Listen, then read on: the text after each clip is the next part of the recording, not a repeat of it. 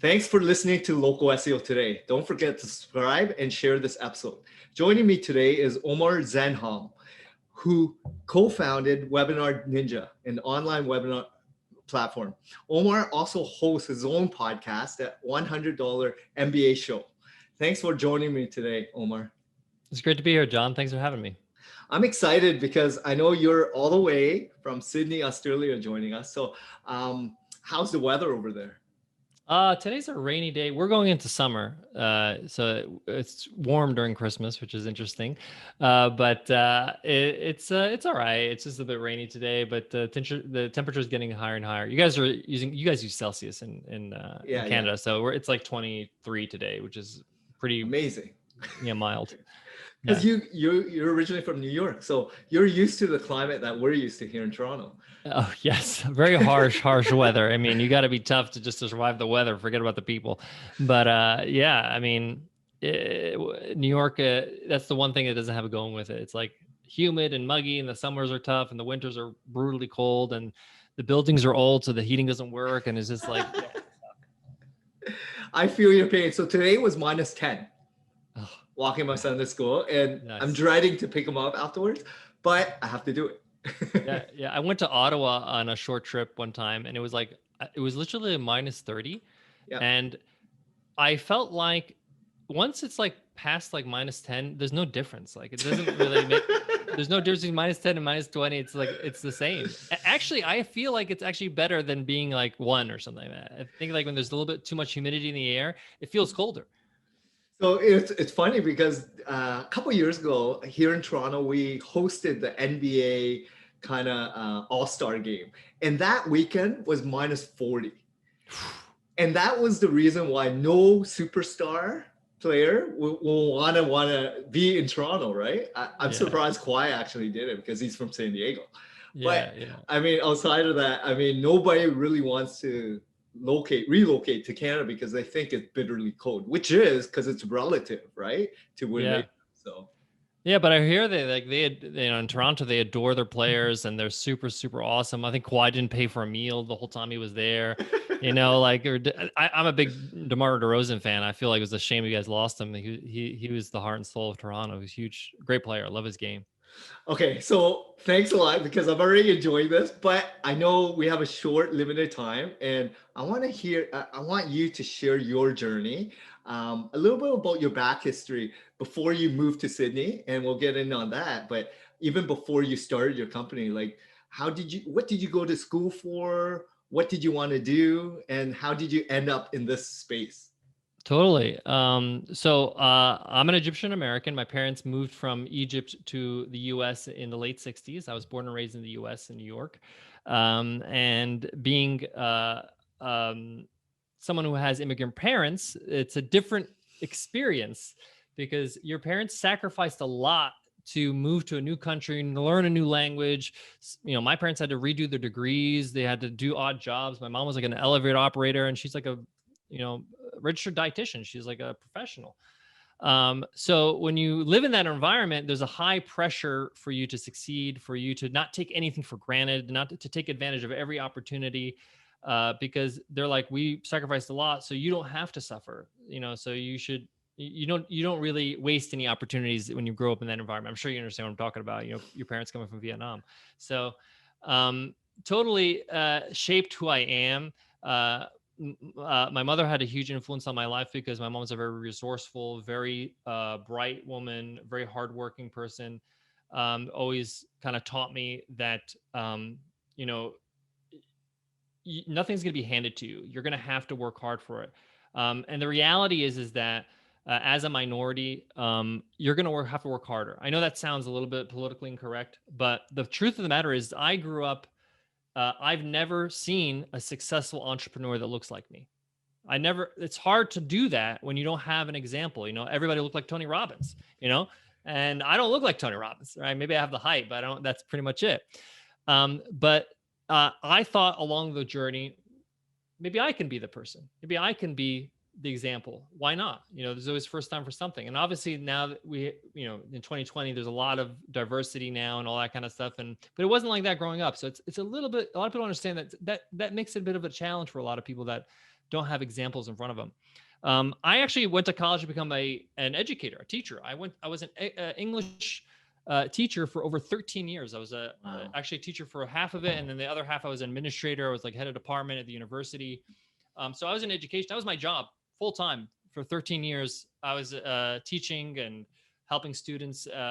My specialty was English as a second language. So I was help people learn English so they can be able to take their other courses in English, immigrants or people that are, English is not their first language. So while I was doing that, I actually was building businesses on the side.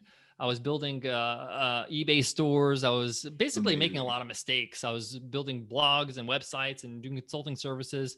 I was trying to figure out what kind of entrepreneur I wanted to be. I didn't even see myself as a business person. I just saw these as experiments, as can you make money online? Is this something? I was just interested in technology as well as the online world. It's very early days. We're talking about like 2002, right? So it's like very, very early days.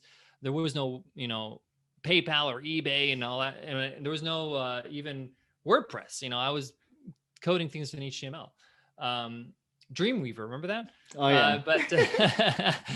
So after at a certain point in my career, I kind of just got frustrated with my choices in education. I actually was doing a job. I was the head of department, and then the chair of the department left, and that position was open. So I had to be the acting chair, and I did that job for about a year and a half. And I was like, well, when are they going to make this job official? When am I going to get that job and get paid and all that kind of stuff? So I went to my supervisor, the dean at the time. I said, hey, what's going on? Like, why am I not getting a promotion? What's going on? And she just kind of saw it in my face, and she's like, she just couldn't lie to me in my face. So she just said, I know that the director wants to make an outside hire for this position. And at that moment, I just felt crushed because like I'm busting my ass here day in and day out. I'm doing somebody else's job for free, basically, and I'm crushing it. I'm doing a great job. I did a way better job than the other person, and I have no control over my destiny. And I thought, at that point, my frustration outgrew my fear, and I said, I'm gonna just change things up. And I thought if I put the same dedication and time and energy into my own thing, my own business, I'd probably be a whole lot more successful. At least I can do it on my terms. And that kind of started things out. And from there, I started a small business consulting business that helped people like build their websites and their logos and all that kind of stuff. And that kind of morphed in. I learned a lot of lessons that people have struggled starting a business. They don't know the fundamentals. They don't know how to market. They don't know how to sell. They don't know their finances, all that kind of stuff. So I started a little program called the $100 MBA, which is exactly what it sounds like, a $100 MBA education. I started a podcast with the same name. That grew very quickly. And now we've have over 140 million downloads on that podcast, over 125,000 downloads a day. So it's been a very, very good tool for me to grow my audience. Off the back of that, in 2014, I launched a software company called WebinarNinja, purely out of frustration because I hated running webinars with other software. So I created something for myself. We piloted it. We launched it to some beta users. Today, that has over 15,000 users. Over 1 million people have used WebinarNinja. So that's in a nutshell how I got to here today. But obviously, there's a lot of I'm covering up all the mistakes and the bruises and the bumps and the falls and all the embarrassing stuff. But that's the fast forward version. That's awesome. So I'm gonna take a step back, and I know because growing up, you probably had parents like myself, right, where they're very strict, but again, I didn't see any professionals that were Asian, just like yourself. And I was like, where do I see myself? Am I going to be a cook? Am I going to own a Chinese restaurant? Because that's discrimination, but that's reality, right? And that's what everyone expected you to do, right? Mm-hmm. So again, standing outside and looking back, actually, what would you tell people that are in this situation? Like, say they're raised in a very, challenge environment. How can you step out to the box? Because it's not easy to do what you did because it's not norm. Your parents probably, wanted you to pursue, education forever. Yeah. Yeah. And that was like actually not their first choice, like they would rather me be an engineer or a doctor. Exactly. But at least it's stable. Everybody needs education, it's like the military. But I would say that the best way I could convince somebody to do that is when you're young, when you're in high school, university, you just graduated, uh, you are in the best position you will ever be in to take risks, right? This is the time to take big risks because you have very low liabilities. You don't have responsibilities. You don't have any family or kids, or you're probably not married or have any, responsibilities in that area. You have nothing to lose, especially if you're from, a traditional background. Worst case scenario, you'll move back to your parents, like it's okay. Like there's very little to lose. So this is not the time to go safe and get a job and 9 to 5. And, you could do that later if you want to, but now when you have nothing to lose and you're a very low risk situation, this is the time to try to start something, do something, fail, fall on your face, like one of the best things you can do in your entrepreneurial journey is to have a failed business. You'll learn so much about what not to do. We have this saying in Egypt. I know this sounds funny, but we have this saying in Egypt that says, those who burn their mouth from hot soup will blow in their yogurt. So like once you've been burnt by something, you are super cautious about what to do next. So good time to take risks. Not the time to be conservative. That's the only way to learn, right? And as an entrepreneur yourself and myself, it's more like every time we fail, we learn what not to do again, right? And that's the only way you evolve, right? But as someone young to then take that action to do something, it's hard, especially when you're sheltered. Your parents are guiding you to do certain things, and maybe your friends and your peers, your group, are also in that same kind of mindset, right? For you to be unique, different, right? But right now, access to information communities are much more accessible, right? So much easier. You make a very, very good point, John. I mean, one of the things I say is that if you can't sell your family on what you're going to do, then you're not going to sell strangers. So it's a good exercise for you to, sit down with them over dinner. It's like, hey, I'm going to try something here. I know it's not what you guys are, but, give me 6 months. I'm going to, give it all I can, and then maybe we'll rediscuss later, it's a negotiation, and if you can't sell the people that love you and care about you, that know you more than anybody else, then you're not going to sell a stranger on your, $200 course. Yeah, I totally agree. And you have to take risks, right? And side hustle, bootstrap, you do whatever it takes, because if you don't know how to sell, it's going to be very difficult for you to grow your business or run a business. Yeah. So turning back to that career path of educator to then dabbling into these businesses, how did you pivot away from those businesses to then that SaaS company that you run today? When I was a teacher, I ran maybe, I would say 5 or 6 side hustles, side businesses that some did really well, some did not well. But the best thing I got out of those is I learned what kind of entrepreneur I wanted to be. I learned, I don't like retail. I had a clothing line, my own clothing line, custom tailored clothing for men. It grew pretty quickly and it was really good, but I didn't enjoy it. I didn't enjoy retail. I wasn't as passionate as as my customers were. My customers were more passionate about the product than I was. That's a bad sign, right? So I think you learn through these experiences, because in the beginning, when you're naive, you just see opportunities. You're like, oh, this is a good opportunity. And then we go ahead and try to make some money. But it's more than just money. It's about value, because you can make money quickly, but can you have sustainable value in that marketplace? Can you add something significant to that audience that you're serving in the long term? I think for me, I really believe that you have to leverage the value that you personally have, the experience, the special experience that you have. We all have different experiences in life. We have different journeys in life. I mean, if you can find a business that can allow you to leverage that, that gives you a competitive advantage. And that's why I was gravitated to my SaaS business, WebinarNinja, because webinars is basically teaching. And I'm able to not deny my past. I can say, oh, I'm not a teacher anymore. No, that history, those 13 years helped me big time when it comes to running webinars, showing people how to run webinars, showing people how to, get the most and give value to their audience when they're teaching and selling and all that kind of stuff. Because in today's information age, teaching is the new selling. So I love to encourage people to find a product, find a business that really marries a lot of different experiences and special skills that only you have, or I don't want to say only, we're not unique snowflakes, but is unique to you. So for me, that was webinars. It combined technology. I was always into tech.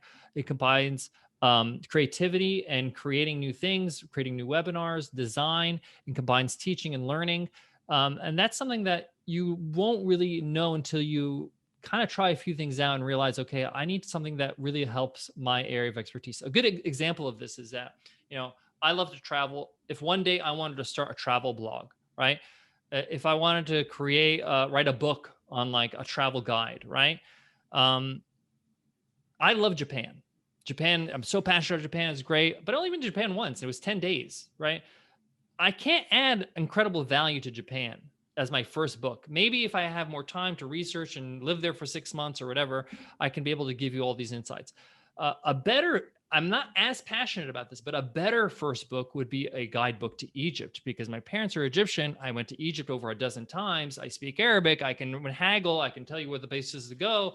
This is where I can add the most value, because this is my unique experience that most people don't have, where it's just like, hey, I understand what it means to be like a Westerner, but in Egypt, that doesn't fly. This is what you got to do, So leverage your unique experience really can build a great product or service. And that's great that you're saying that, because everyone's unique. Everyone could storytell, personalizing through their journey, life experience, from everyone's work experience, life experience, social experience, upbringing experience, whatever it is, it's customized to you. And hearing it from you, Omar, it makes more of an impact than hearing it from me saying it all the time, right? Like everyone has their story, but people aren't utilizing it to the most extent. And you mentioning like someone that has real experience. What I mean by that is not 10 days, not 1 or 2 months. I'm talking about 6 months, years that you only know because you were in it, and no one else can really know it as well as you, right? So what can you bring to the table that's different, that will bring more value, like you mentioned, right, to the audience member, and understand who you want to target, because everyone is different and unique. Understanding that person, persona, avatar, and understanding who you want to provide that product or service to makes a big difference in running a good industry or business, right, for your industry. Growing up, dream job, what was it?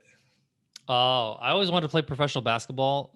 My second dream job was, I used to love to draw as a kid. I wanted to be a cartoonist, maybe an animator for like Disney or something like that. I used to watch, Saturday morning cartoons and draw like Darkwing Duck and DuckTales and Ninja Turtles and things like that in my sketch pad. Those are the two things I was really into. But really what I realized looking back at it, I just love the idea of creating something out of nothing. Like that's what drawing is. You have an idea in your mind and then you manifest it on the paper. And that's what entrepreneurship is. That's what business is. I was fascinated when I started learning about business, 15, 16 years ago, about these people called entrepreneurs that have an idea in their head, and then fast forward X amount of months or years later, that thing is in the world. I'm like, what? Who are these magicians? This is crazy. This is, like where they just manifest things out of their head. And that's really something that I'm addicted to as an entrepreneur, is creating great things, putting it into a world. I have this idea to improve WebinarNinja or this feature or this thing. And we work together as a team. I get the best experts to work on it, and it's out there. It's a reality. And it was just in my head a few months ago. That's crazy to me. Like that sounds like that's pure magic to me. And that's what gets me excited. Well, it sounds like you're super passionate, and you're, and that's what every entrepreneur needs, right? That drive, that will to want to do better, right? Adding value to your customers. I mean, you wake up, and I'm sure you're excited waking up because you enjoy what you do, right? You love, you own it. You're like motivated to have that goal, that, what you bring, value you're bringing to the market. So it's awesome. Yeah. In terms of that journey of moving away from side hustle to starting, did you have coaches, mentors, people that kind of got you closer to where you are today? Or did you kind of learn it on your own? I would say a little bit of both. I think I did a lot of, in the beginning, I didn't know many people. I didn't have the money to hire anybody. So I did a lot of reading of blog posts, joining forums and groups. Before Facebook groups, there were like these little forums you can join and participate and read. So I was very resourceful. I was really hungry to learn business and understand how to start, smaller online businesses, things like that, niche businesses. Later on, as I grew, as I got to know people more, I realized, okay, man, who really matters. You need to kind of, and I really encourage people to join online conferences, in-person conferences when those are back, because this is the network that's going to help you grow. No one builds a business alone. You need to have people around you to help you, to promote you, to support your initiatives. When I started to do that, that was back in 2012. And all the people that I kind of came up with, we were like kind of part of a group, or we're still kind of part of a Slack community, where we started our businesses around the same time and we support each other. We were able to kind of promote each other, help each other, cross ideas with each other. Some of these people like are, big time, we have Nathan Barry from ConvertKit in that group, or Chris Savage from Wistia, the founder of Wistia, or Noah Kagan from AppSumo and Sumo Group. So these people are really helping along the way to kind of understand what it actually takes. And one of the things I advise people to do is find somebody in your kind of market that's maybe a few years ahead of you, is where you want to be in 3 years. And, ask if you can have a monthly call, even pay them if you have to, or send them a coffee, or send them, an Amazon gift card, or whatever it is, whatever you got to do to get on that call. I did this. Luckily, it was Noah Kagan, and Noah Kagan was super gracious about it. He was just like, just jump on a Skype call. And he actually helped me before I started WebinarNinja, because I know he had a SaaS business with Sumo. And he kind of gave me some advice about what to look out for. What are some things that you have to change in your mindset? One of the things was that in SaaS, there is no finish line. It's not like a product where like a course where you launch it and yes, it's done. Here we go, sell it. No, there's always something to improve. There's something to change. There's bugs, there's things, all that kind of stuff you have to, constantly update.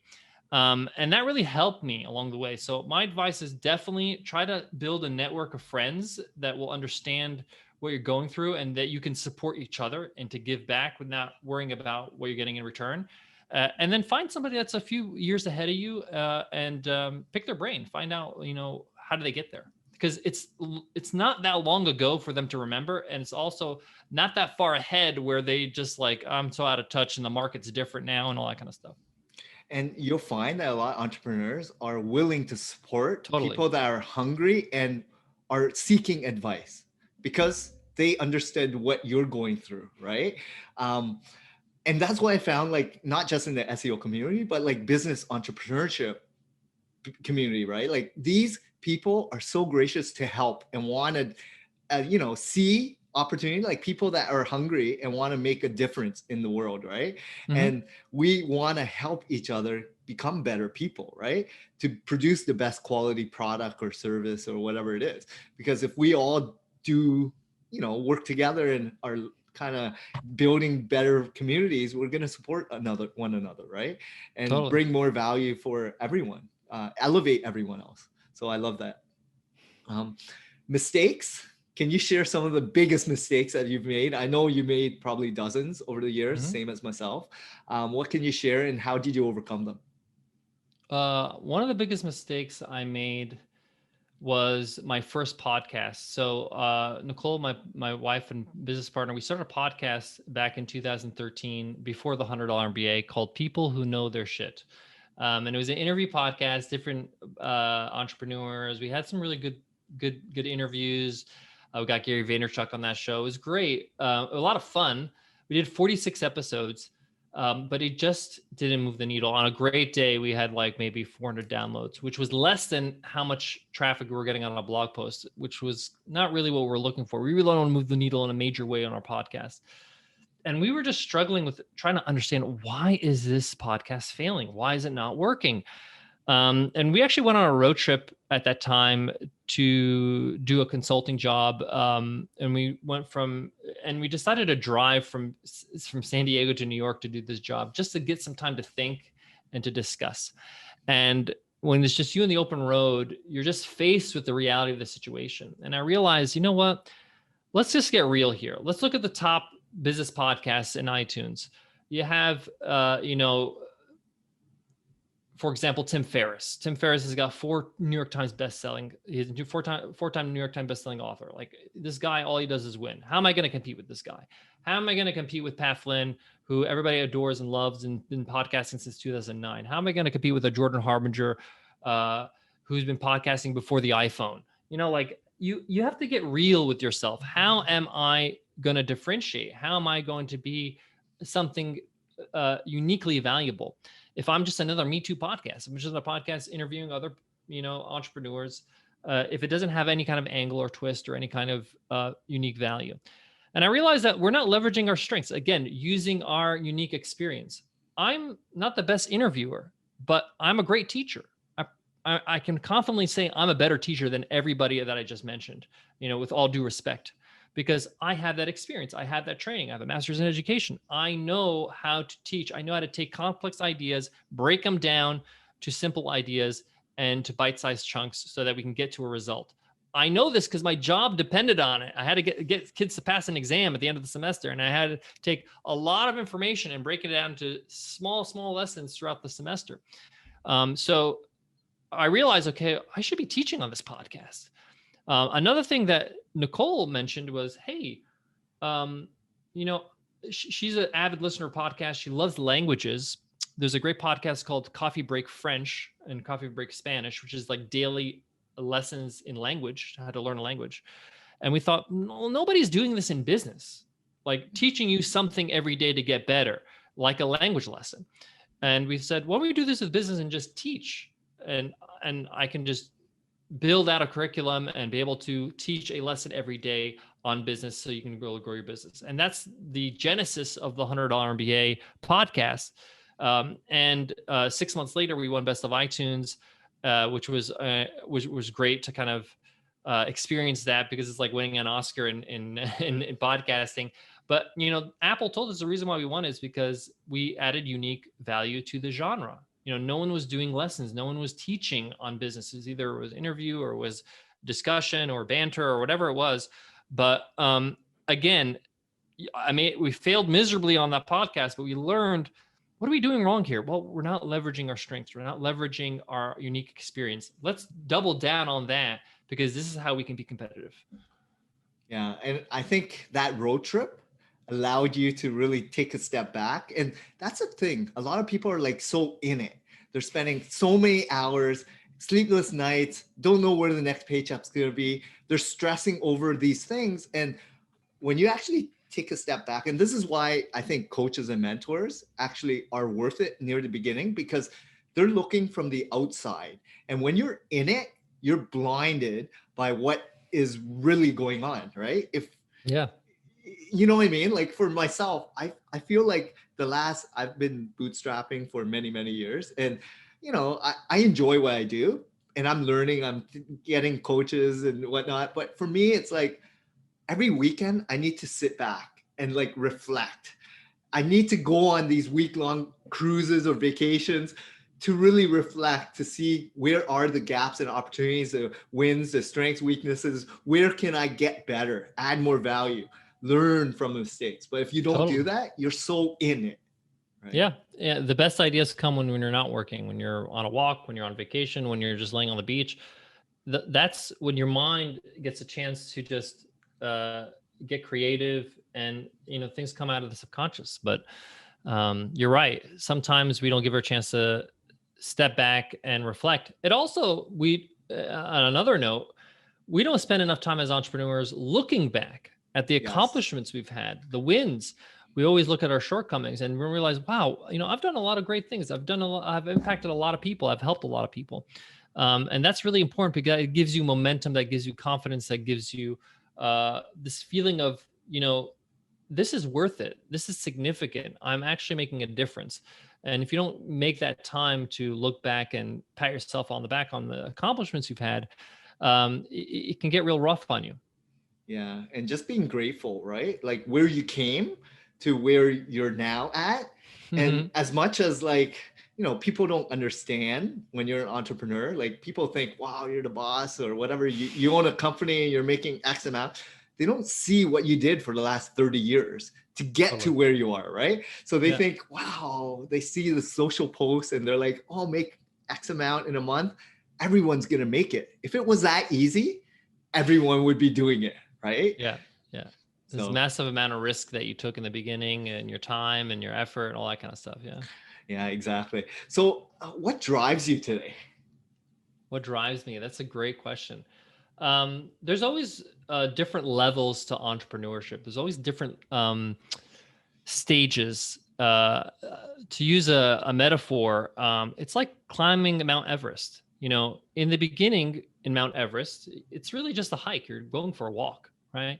And anybody can start a business, right? The challenge is staying in business and continually to grow and to be sustainable. As you go up the mountain, it gets harder. Your thighs start burning. You get tired. You have to start to have a different strategy. You have to start climbing vertically. That means you need different tools. You might need a Sherpa, somebody else to guide you through this treacherous mountain. The air is thin. You might need an oxygen tank. It's getting cold. You need different clothes.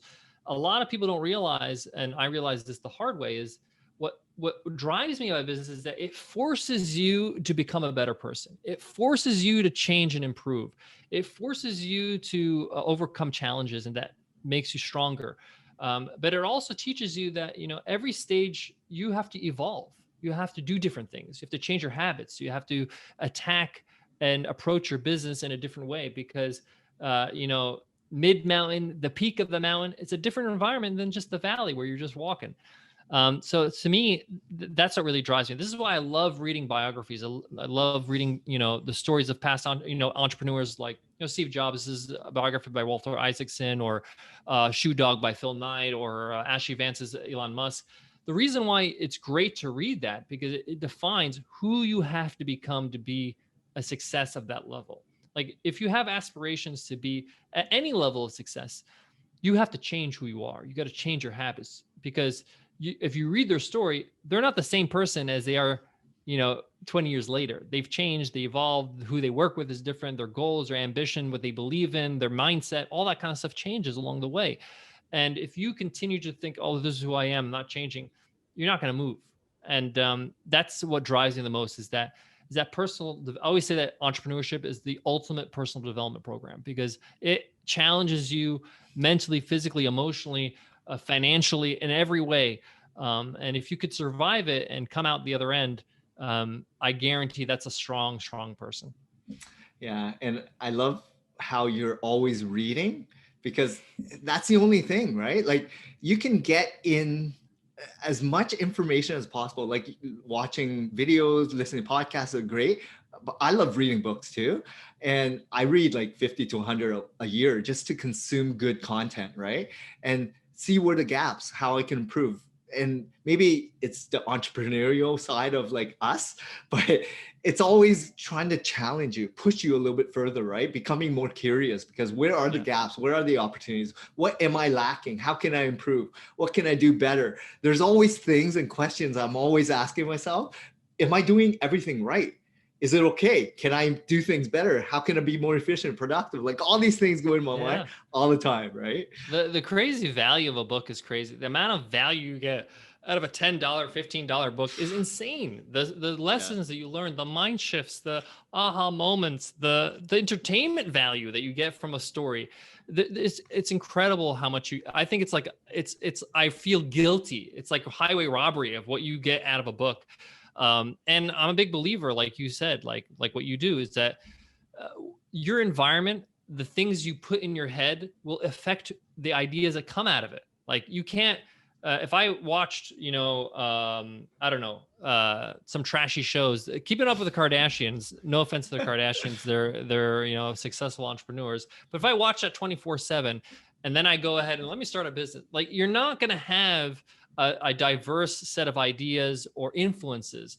You can't be friends maybe with Phil Knight, but maybe you can read his story and understand and get inside his head, and it'd be as close as possible. And that's gold to me. So, and if you're not in the habit of reading, I understand. I wasn't always a reader growing up as a kid.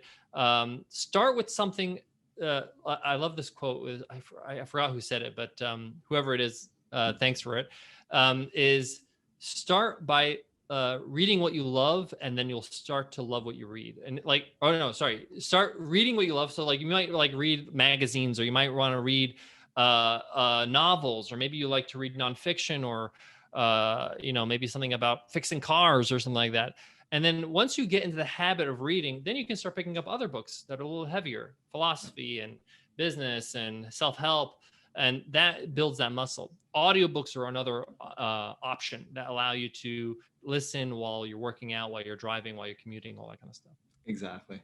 So last couple questions, I wanted to ask you, business aside, what are some of the other pillars that really drive you and mold you to become who you are?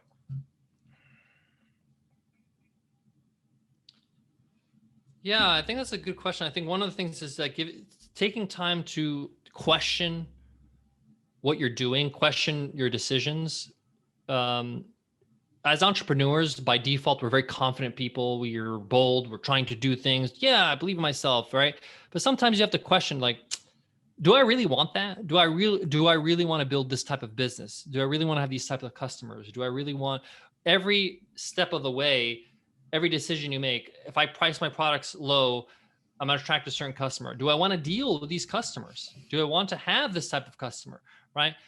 It's okay to question your decisions sometimes. It's okay to understand that you're not perfect, and not every decision you make. In the beginning in entrepreneurship, you're like a bull in the china shop. You're just kind of like trying things and breaking things. But eventually you have to start refining yourself and start looking around and, okay, I'm not saying to be hesitant or to be, have analysis paralysis, but question your decisions, question what you're doing, question if this is what you want. And if the answer is yes, move forward. A lot of us, we might build a business and we find ourselves in this like trap. Oh my gosh, I built this trap of a business where it's like, I don't enjoy what I do every day. I'm kind of an indentured servant to my own creation. I created this own Frankenstein, So question along the way, reevaluate. And one of the things that Nicole and I do is that we do like an end of year evaluation. And this is just, you step out of the office for a couple of days, you go somewhere and are you happy? Is this what you want? Where do you want to go a year from now? What do we have to change? What are some things that are bothering me?